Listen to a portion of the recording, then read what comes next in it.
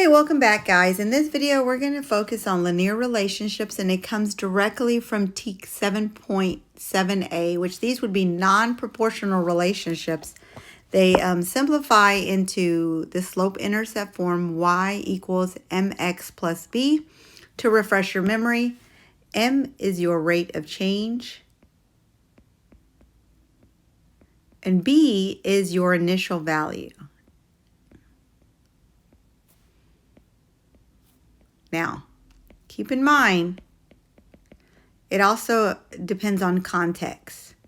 So if I am graphing in slope-intercept form, I'm going to say y-intercept. I'm not going to say initial value. Not that it'll be wrong, but just to kind of give you a heads up.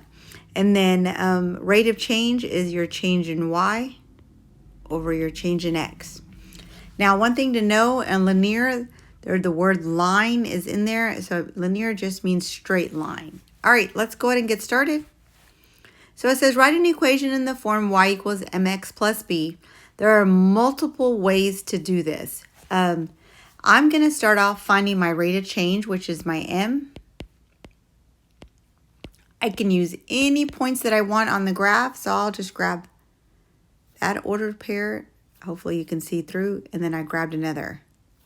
Now, when you read a graph, you read left to right. So if you start from the farthest left point and you just kind of follow along the line, you'll notice the line goes down. And I tell you that because that means it's a negative rate of change. Okay, so we don't want to forget that, so it might be a good idea to write the negative now. Now you start from the farthest left, just the way you read. So if you notice, the farthest left, I'm only going down as far as I'm across the next point or the ordered pair. So I go down, I count spaces, not lines. I got 2, 3, 4. So I have 4 going down. That would be a negative 4. That's my change in y. And then I'm going to go to the right. 1, 2, 3, 4. And remember, it's spaces, not lines. So negative 4 over negative 4. That actually simplifies to just negative 1. Okay. Now I need to find b, which is my y-intercept. So I always ask students to look at it and go find your 0, 0, which is your origin. And then notice, did the line cross below 0, 0 or above 0, 0? And you can clearly tell that it crossed below. We're going to count spaces. How far did it, below 0, 0 did it cross? That'd be 1, 2, 3.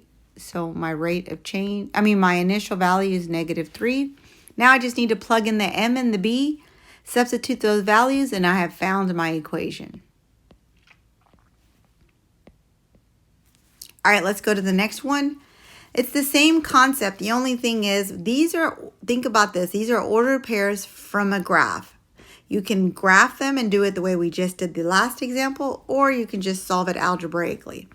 Okay, so the first thing I always still do is find my change in y over my change in x, which is my rate of change. And rate of change is m. Now, I like to start with the y so I don't get confused. I suggest kids to do the same, but neither here nor there. How does 25 become 19? Well, you take away 6. How does 19 become 13? You take away 6. So we know that negative 6 is my change in y. Now, I'm going to go to the left side, and then how did 9 become 12? Add 3. And how did 12 become 15? Add 3. And this both simplifies to negative 2. So my rate of change is negative 2. Now the question is, where did it cross the y-axis? So if there was a 0 on the x column, then whatever's to the right of it would be your y-intercept. I'm going to solve it algebraically like one-step equations. So y equals mx plus b. We know m is our rate of change, and then x and y, those come from the table. You can grab any one. I'm going to go ahead and use just the first one because it's the smallest. I'll plug in 9 for x and then 25 for y, and now I just have to solve for b. And you've been solving one-step equations since 6th grade. So 9 groups of negative 2 is negative 18. I still haven't isolated my variable b, so I'm going to use inverse operations. I'm going to add 18 to both sides.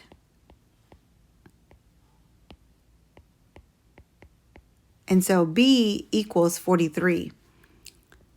So y equals negative 2x plus 43. And so that 43 is, if I graphed it, that's where it would cross the y-axis. Like I said, there's multiple ways to find the slope-intercept form from a table. I mean, the easiest way is the graph if you're comfortable graphing. Okay, for this one, I'm going to have us graph it. It's not on your worksheet, but it is a skill that you need to know, and kids typically do not like this. So the first thing is I'm going to say is box in or circle your y-intercept. That's where you're going to begin. And so we look at 0, 0s right here. And then 2 spaces below, that's where I'm going to start. Now, as I said, it's change in y over change in x for my y-intercept. So what that means is I'm going to go up 3 and I'm going to run to the right 4. So 1, 2, 3, and over 4. 1, 2, 3, 4.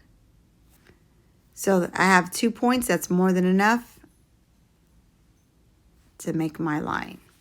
So the only reason this line's here is because my iPad's picking it up. Okay, well, I hope this helped. I will make another video strictly focusing on graphing from a slope-intercept form. Thanks for watching.